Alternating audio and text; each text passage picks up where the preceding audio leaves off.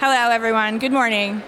My name is Abby Gefkin, and I'm the Executive Director for the Pennsylvania Association of Treatment Court Professionals, or PATCP for short. And I'd like to welcome you all joining us today to recognize the month of May as National Treatment Court Month. PATCP is a nonprofit organization whose mission is to advocate for the establishment of treatment courts in the Commonwealth of Pennsylvania and to provide education and training on the most current evidence-based practices to all disciplines involved in treatment courts, including judges, district attorneys, defense counsel, probation, law enforcement, treatment providers, case managers, and peers. Today and all throughout May, we join over 4,000 treatment courts across the country in celebrating programs such as Adult Drug Court, Juvenile Drug Court, DUI Court, Mental Health Court, Veterans Court, Family Treatment Court, Wellness Court, and many others, and recognizing the daily positive impacts these treatment courts have on individuals in the criminal justice system who have a diagnosis of substance use dependence and/or mental health disorder. The first treatment court in Pennsylvania, an adult drug court, was established in 1997 in Philadelphia County by the Honorable Lou J. Presenza. Today in Pennsylvania, these life-saving programs have grown to 136 treatment courts in 59 counties, providing individuals with substance use disorders and/or mental health disorders opportunities to make positive changes and learn how to live a life in recovery. Treatment courts reduce addiction and related crime, improve education, employment, and housing, promote family reunification, increase the rate of healthy, substance-free babies, facilitate community-wide partnerships, increase recovery capital, and promote public health and safety, just to name a few positives, all at less expense than any other current criminal justice strategy. Today, you will be hearing from supporters of treatment courts, those who are working directly with participants in treatment courts, and those who have successfully completed and graduated from treatment court programs. All will have a different story to tell, but the underlying message that ties these stories and ties us all together is that when treatment courts help one person rise, we all rise. So now I would like to introduce our first speaker, Chris Therien. Chris Therien, known in the Philadelphia area affectionately as Bundy, is a former pro hockey player and Canadian Olympic silver medalist in 1994. He played 12 NHL seasons for the Philadelphia Flyers and is the longest tenured defenseman in franchise history, playing in 753 games. Chris later spent 14 years as a popular broadcaster on Flyers Radio and NBC Sports Philadelphia as rinkside analyst as well as pre- and post-game analyst. He's currently a member of a three-man team and wildly popular podcast, Snow the Goalie. Chris has become one of Pennsylvania's most influential voices in the field of alcohol use disorder, drug addiction, and mental health. Chris is also in long-term recovery, sober since February 7, 2011. His personal journey as a professional athlete struggling with addiction is heartbreaking, astounding, and inspiring. An author with the release of Road to Redemption in October 2022, motivational speaker and mental health advocate, Chris's work plays an integral role in the future and normalization of addiction and mental health treatment. The incredible impact he has on his community continues to grow. Always ready to help, he often partners with recovery centers in the tri-state area, sharing his message of hope. Chris has said that recovery and helping others is the most important and gratifying work he has ever done and points to the success of his own kids as the result of his sobriety. Welcome.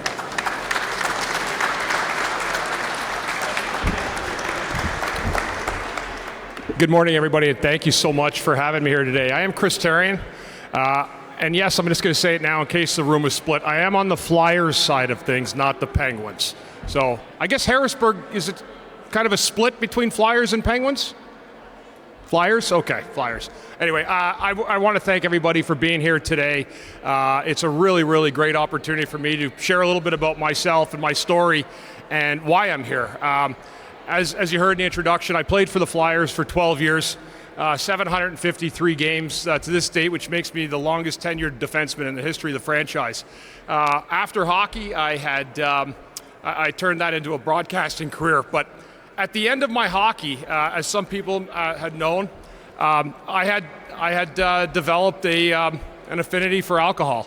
And that had taken over my life in many ways, certainly towards the end of my career.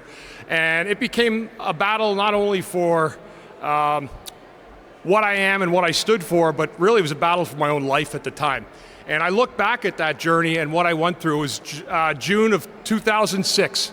I was forced at a game in December of '05 to have to drink during an NHL game. I've told the story many times. It wasn't because I just wanted to drink, it was because I didn't know if I'd get through the end of the game without it.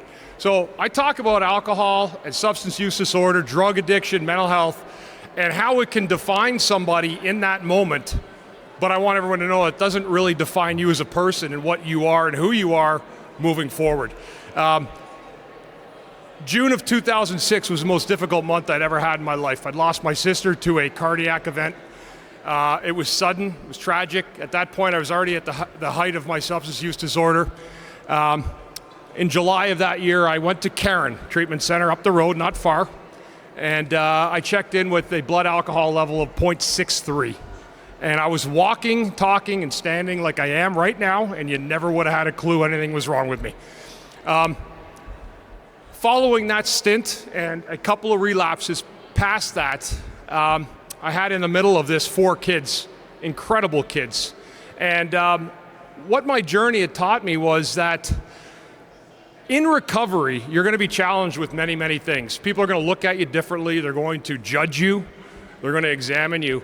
And I think as parents, anyone in here that is, and I would assume most of us are, our greatest pride is our kids, and the legacy that we'll leave is that in our kids.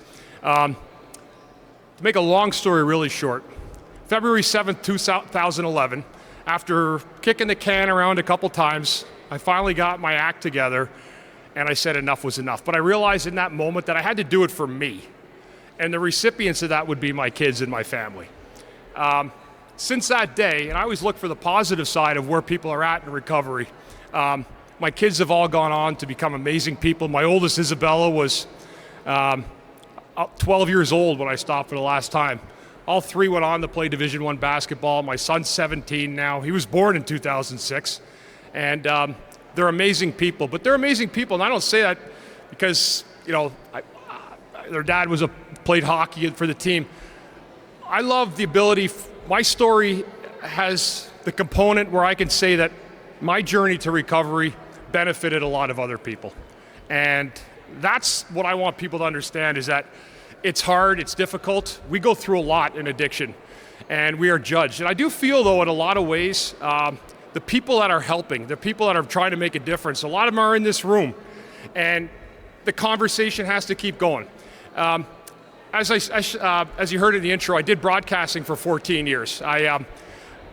My career kind of changed in 2020 a little bit, and I had a career change, and I realized at the time that I had an open window to do something about my own recovery. I had 11 years at the time, but what I didn't really have was the ability yet to go tell my story. And that's what I've done since that day. I've been somebody that went out and looked at a spot in South Philadelphia. It was actually Fishtown. So I met Matt Schmonsi, who's part of the PATCP, and I got a team together. We became very quickly Pennsylvania Recovery Center. My partner Brant Norton's here. We have 3 spots in and around the Delaware Valley. In Center City, we're moving up off of Vine Street, right by Chinatown. And we have another beautiful facility for both mental health and primary addiction in Phoenixville and in Cherry Hill as well. So we have a lot of really, really good things going on. And my job, as I say, someone says, what do you do exactly? Well, I do run group. I do a lot to communicate my message. But what I tell people, really, what I'm doing is I'm selling hope. I want people to know that there's a way out, that you don't have to feel ashamed. People end up, and one of the things I've done, I've had a lot of opportunity to do a lot of drug treatment court, to be a speaker. I have to do one in Salem County, New Jersey next week. And I think the one thing that people look to is somebody else that has maybe had that same ailment in the public eye. And I think when people are able to speak about their addiction, they're able to lay that out to people with an understanding that I can make a difference if I let other people know that it's okay. For years, I think people that used to get caught, and we were saying whether it's a drunk driving, drug possession, whatever it may have been, I think times have changed significantly from where that once was, because at one time, people didn't talk about it. You go to jail, you do your time, but I think people have an understanding that when you do drive and you are intoxicated, not necessarily because you're doing it because it's fun. I think you're doing it because it's a major problem. And so that's why when I get out to drug courts and I see drug treatment courts, people have hope because there's an understanding in themselves that they don't necessarily have to go through what they went through before. They'll have an option to get the treatment that they need so that they themselves can have an opportunity, hopefully someday, to share the same story that I'm sharing right now. And again, when I say that, it is about selling hope and letting people know that it's going to be okay, that things are going to be all right if you believe in yourself. But nobody else can get you there. You have to do it for yourself. And then when you are there, you have to carry that message forward to other people. The last 3 years has been probably the most interesting 3 years of my life. Gone through a lot of personal changes. People say sometimes, I'm just trying to transcend it to a pro sports atmosphere, how it takes courage and physicality to play sports and to make a difference in playoffs. All the playoffs are on. I know a lot of us are watching at night. But the biggest difference you can make in your life is when you make a change for you and then be able to hand that to somebody else. And I think that really is my gift. I love to be able to share my message of hope. I love to be able to talk about my kids and the successes they've had, because it's not, like I said, it wasn't about them. It's about, I believe, the opportunity they had to spread their own wings. One of the great stories I always tell, my daughters were basketball players. They all played at Loyola, Maryland, not too far from here. And one of the things I said when I realized my oldest was a really good athlete was, anyone remember the movie Hoosiers, where Dennis Hopper walked in that gym and he was just completely drunk and he embarrassed his son? And I said to myself, before that ever happened, and when my first couple years sober, that will never, ever, ever happen to me, and I'll never do that to my kids. And I never did. And I want people to know that, yeah, I have a lot of regrets. I've made a lot of mistakes.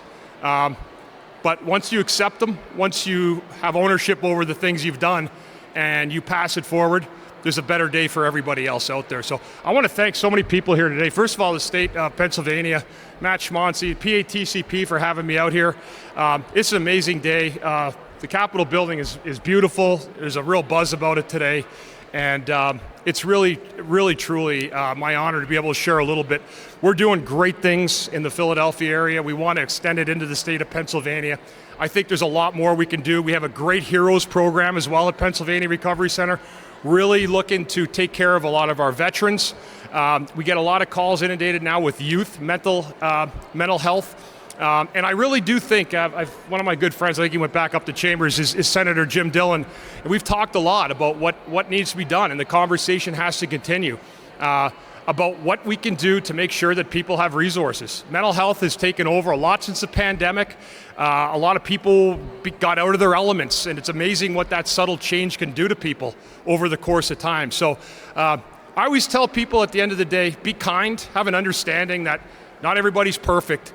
I'm sure they're trying, but especially when it comes to this, my biggest message is, I didn't want to lead that life. It's not what I asked for. It's not what I wanted for myself. But that's what my fate was at the time. And I always tell people, don't give up. Don't ever give up. And if you need anything, guys like myself at Pennsylvania Recovery Center, Brant Norton, Matt Schmonsi, so many people out there are willing to try to help make a difference. And like I tell people, that I'm not the only hockey player that's in recovery. We're fairly notorious for our camaraderie, let's say, over the years, if you will. But the voices are far-reaching, and I need as many as I can behind me to help push a little bit of that wind. We're trying to make a difference. It's not going to be overnight, but it's going to take a village, and I need everybody I can behind me. Thank you so much, everybody. It's been a real honor for me to speak just for a short time. I see a lot of great faces here today, and if there's anything ever we can do, I could promise you one thing: we will be here for you. Thank you so much, all.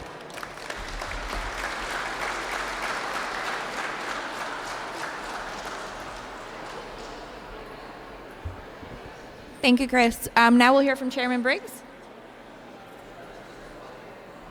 Thank you, everybody. I'm Chairman Tim Briggs, a state rep from Montgomery County. Though I grew up in Winnipeg as a hockey player and a huge Flyers fan, probably one of the only little kids wearing an orange jersey going to a Jets game in the 70s and 80s. So, Chris, your story is inspiring. Thank you for all you do. Great kids. That's what a proud parent always wants. I'm joined by a couple of my colleagues, Chairman Harkins and Representative Mirsky from Erie. I think your message of being kind is what was missing for so long in this challenge in our Capitol building. We had a history of being tough on crime, trying to criminalize addiction, and I think that is changing. A lot of us are pushing in that direction. I think that the drug courts have been a great leader in how to be compassionate and help folks who intersect with addiction and the criminal justice system to get a better outcome for them, their families, their communities. So I'm a great partner of all drug court, treatment court process and do everything I can to help support them in the legislature.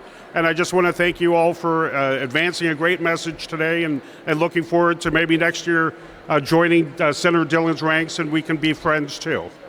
Thank you.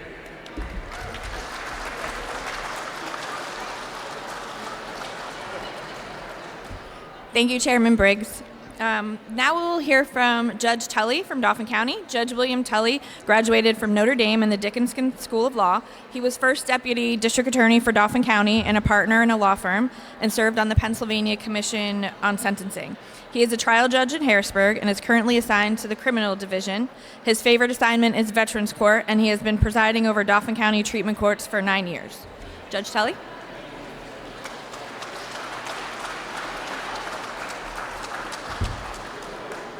Good morning. Usually I'm used to talking in a quiet courtroom, so it's a little difficult, but I know there's a lot of people here that aren't for this program, but if there's anybody here that's not been touched by drugs, alcohol, mental health, or crime issues, feel free to go about your business. If you have, you may want to know what's going on. Our Supreme Court was insightful enough to be among the cutting edge of other states where they decided the court should be involved in addressing issues of mental health, chemical dependency, alcohol abuse, and in the case of Veterans Court, post-traumatic stress disorder. And they created or authorized us to do what we call problem-solving courts. So instead of just batting cleanup and trying to deal with the results of alcohol, drugs, mental health, trauma issues, we are now fully invested with the support of the General Assembly with their funding in order to actually tackle the mission. We measure our success by recidivism.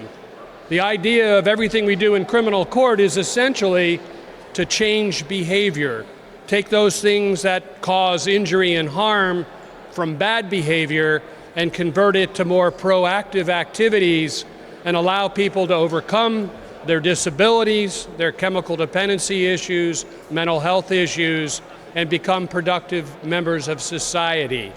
And that's what we're accomplishing, and we want continued support. There'll be some legislative agendas that we'll be putting forward to give greater incentives to have people take advantage of a treatment court as opposed to simply going to jail, doing their time, and getting out and going back to their old ways. So we need to give an incentive so that they would want to put the hard work in to actually change their lives and the way they live their lives.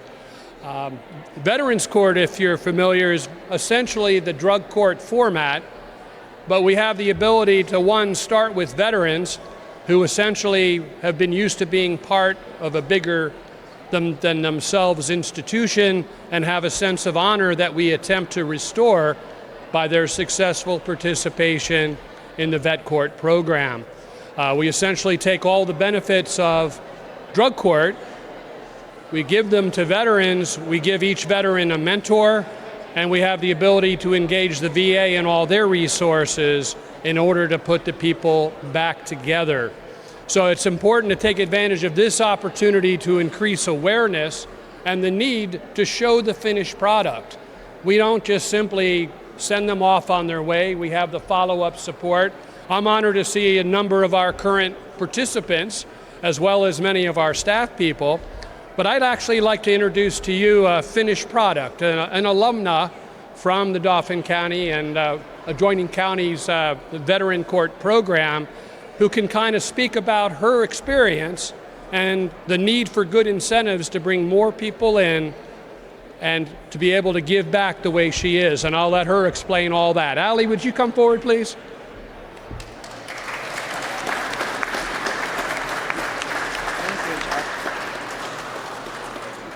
Good morning, everyone. My name is Allie Murr. I am a proud Army veteran. I served from July 5th, 2007 till May 10th of 2011. So when I endured my tour of active duty and also Colorado National Guard, I endured some things that were traumatic and led me down a pathway of using alcohol and other drugs, because that was the only way that I could find to sustain any kind of functioning as a soldier in the United States Army. When I got out in 2011, I got out due to being pregnant with my daughter. 3 months after I got out of the United States Army, I came to Pennsylvania, 36 weeks pregnant. I had my daughter, beautiful little girl. I was introduced to Pennsylvania, very similar to Colorado. I do love it, it's beautiful here. So I've been here since August of 2011. So I had my daughter and I was clean for about a year, but then postpartum depression kicked in and I was off to the races.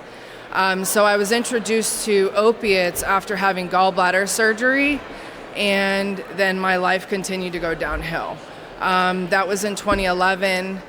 From that point on, I was introduced to opiates and other drugs and alcohol. I consistently used that just to maintain life on life's terms, if you will, to try and function and do the best that I can. It got to a point where in my life it came to life or death. I had to use in order to live, but I didn't want to use. It was a life or death situation. So moving forward, the last time that I was incarcerated, I did go to a state correctional institute, Muncie. After that, I did relapse after I maxed out, and then I was introduced to lovely Dauphin County Veterans Treatment Court. My case was transferred from the county I was in, and Veterans Treatment Court, little did I know that it was going to change my life.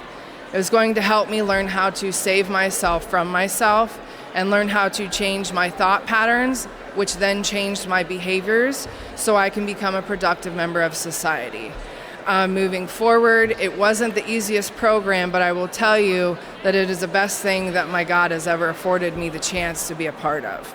Because now today, I am able to be a mentor. From April 20th, 2018, I paid off all of my fines through Dauphin County and Huntington County, and I applied to be a mentor through Dauphin County Veterans Treatment Court, and I am proud to say that I have been a mentor ever since then. It hasn't been an easy journey, but to be able to give back to other veterans within the program, as well as be a part of the team to help other veterans that struggle with the disease of addiction, as well as post-traumatic stress disorder, because that's a part of my story as well. It's such an honor and such a blessing. So today, this program of Dauphin County Veterans Treatment Court has afforded me to be able to be a productive member of society. It also has been able to allow me to be mentor not just for veterans, but sponsor other women, individuals just in general that are struggling with the disease of addiction. I am currently working towards my master's degree in social work, and I graduate in May of next year. It wouldn't be because of this program of Dauphin County Veterans Treatment Court, the amazing judge that cares, the whole treatment team, Brian Wagner, who is retired. Frank, you're pretty awesome too. I wouldn't be able to be where I'm at today. I wouldn't be able to go back into the prison that I was in. I wouldn't be able to go back into the county jails and be a part of reducing recidivism in the state of Pennsylvania if it wasn't for Dauphin County Veterans Treatment Court program. Now, I will tell you, before this program, I had tried everything else to try and stay clean, get clean, and do something different, find a new way to live. Nothing worked. Today, I am a productive member of society. I am a part of certain committees and certain coalitions with veterans and individuals that are homeless or struggle with addiction or struggle with mental health, which is an epidemic, a pandemic if you ask me, to be able to be a part of the solution and not a part of the problem, and to continue to carry out the hope that the gentleman was talking about before me. So I am truly honored and truly blessed to be up here and speak about my testimony, but also to try and hopefully spread the message on how important it is for legislators and other senators and whatnot to spread the great message and hope of how any problem-solving court can save individuals' lives and veterans' lives, and they can be able to continue to give back and continue to serve their country, or just to help other individuals that struggle with the same thing. Thank you.